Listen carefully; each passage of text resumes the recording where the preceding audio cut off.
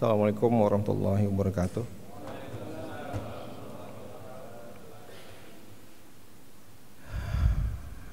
Innal hamdalillah nahmaduhu wa nasta'inuhu wa nastaghfiruh wa na'udzu billahi min syururi anfusina wa min sayyiati a'malina. May yahdihillahu fala mudhillalah wa may yudlilhu fala hadiyalah. Wa asyhadu an la ilaha illallah wahdahu la syarikalah wa asyhadu anna Muhammadan abduhu wa rasuluh.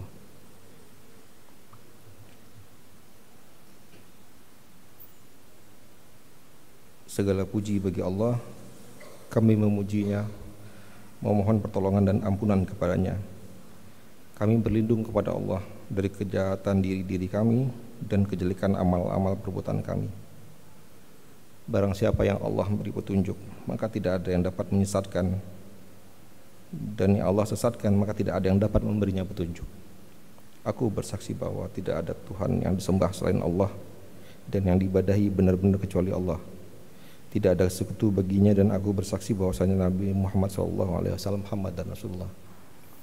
Ya ayyuhallazina amanu taqullaha haqqa tuqatih wa la tamutunna illa wa antum muslimun. Hai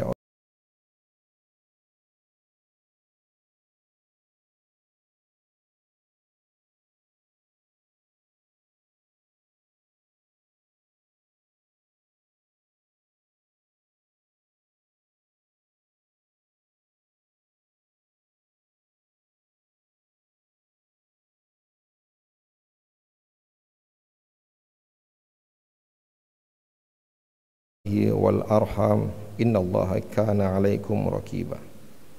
Hai sekalian manusia, bertakwalah kepada Rabbmu yang telah menciptakanmu dari diri yang satu, yaitu Adam. Daripadanya Allah menciptakan istrinya, yaitu Hawa, dan daripada keduanya Allah memperkembangbiakkan laki-laki dan perempuan yang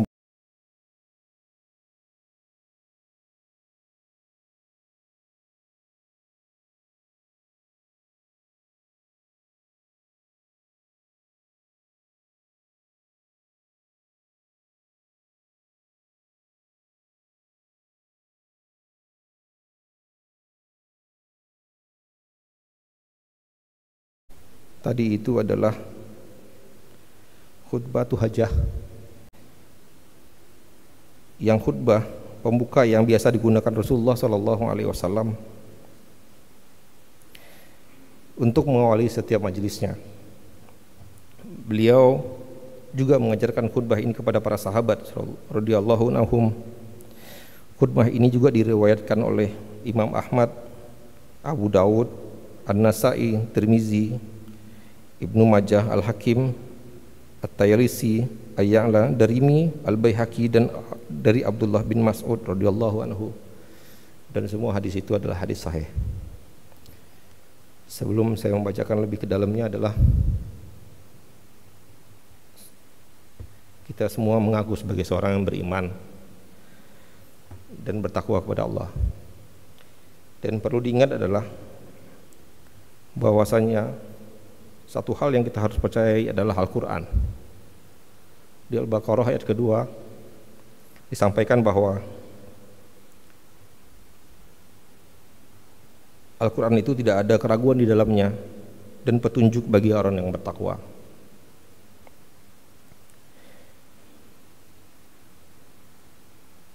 Dan di Ali Imran ayat ketiga 138 ayat ketiga 138 disampaikan juga, ini adalah Al-Quran, suatu keterangan yang jelas untuk semua umat manusia, bukan hanya orang beriman, tetapi semua umat manusia, dan menjadi petunjuk serta pelajaran bagi orang yang bertakwa.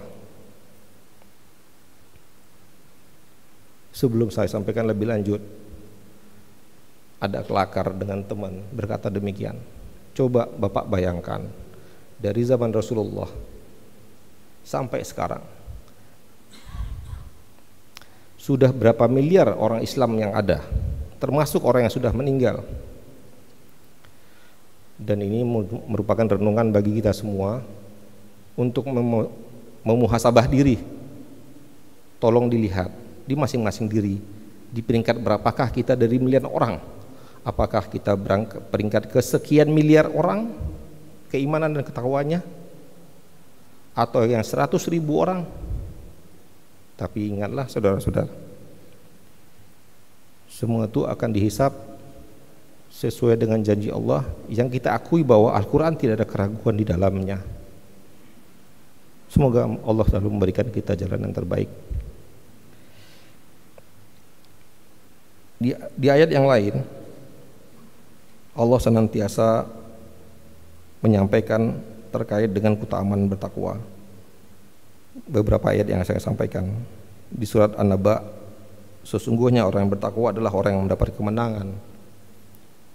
Itu adalah janji Allah, dan janji Allah adalah benar. Di surat Az-Zariyat ayat 15, sesungguhnya orang-orang bertakwa itu berada dalam taman-taman surga dan mata-mata air. Mata air, sehingga Allah juga berjanji, dan janji Allah itu adalah benar.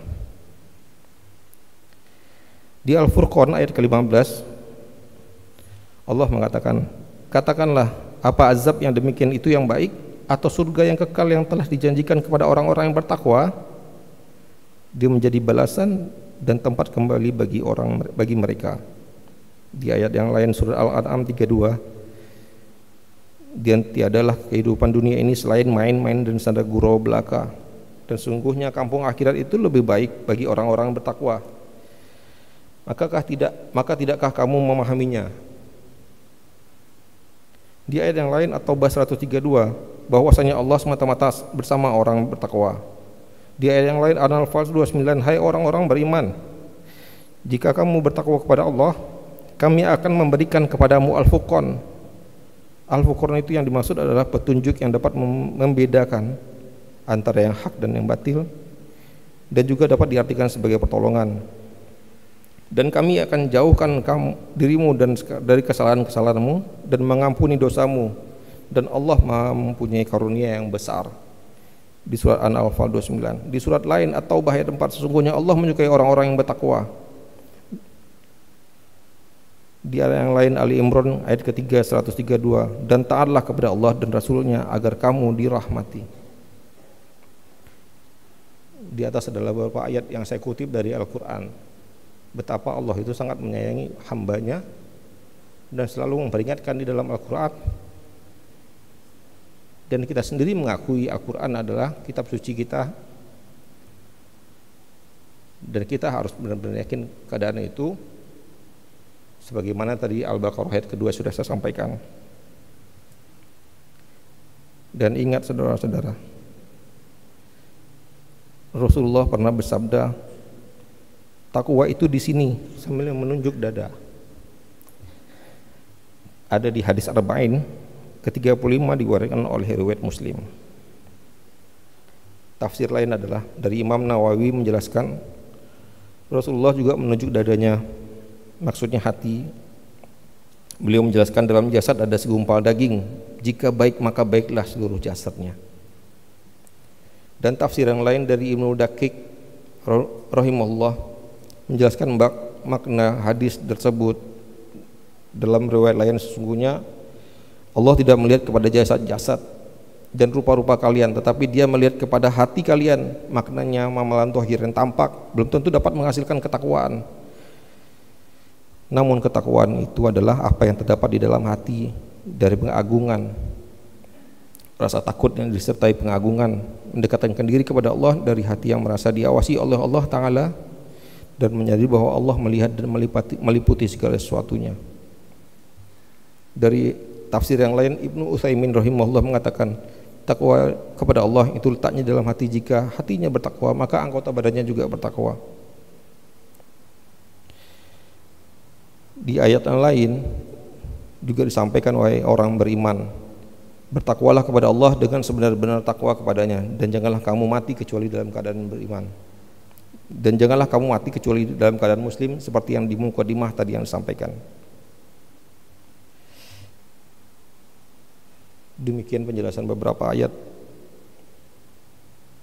untuk bisa kita jadikan muhasabah terhadap diri sendiri, terhadap diri saya pribadi dan pada rekan-rekan, bahwa takwa juga mempunyai derajat-derajat. Ada yang derajatnya sampai menjauhi hal yang mubah karena takut subhatnya. Kemudian ada juga yang menjauhi hal-hal yang makruh, dan yang paling rendah adalah menjauhi hal-hal yang haram walaupun masih belum bisa menjauhi hal-hal yang makruh apalagi yang mubah. Maka bersyukurlah orang-orang yang sudah mendapati tingkat level yang tinggi, menjauhi hal-hal yang mubah karena takut dengan subhatnya. Semoga dari muhasabah yang pendek ini, dan mumpung masih bulan Ramadan, yang pertama dan yang kedua, karena kita juga tidak tahu kapan kematian itu akan tiba. Tidak ada yang bisa mengatakan mati itu harus tua, tidak ada yang bisa mengatakan mati itu harus sakit. Muda, mati, miskin dan kaya pun pasti akan mati. Tapi ingat, bekal apa yang akan kita bawa nanti setelah maut menjemput. Hanya itu yang saya bisa sampaikan. Subhanakallahumma wa bihamdika asyhadu an la ilaha illa anta astaghfiruka wa atubu ilaik. Assalamualaikum warahmatullahi wabarakatuh.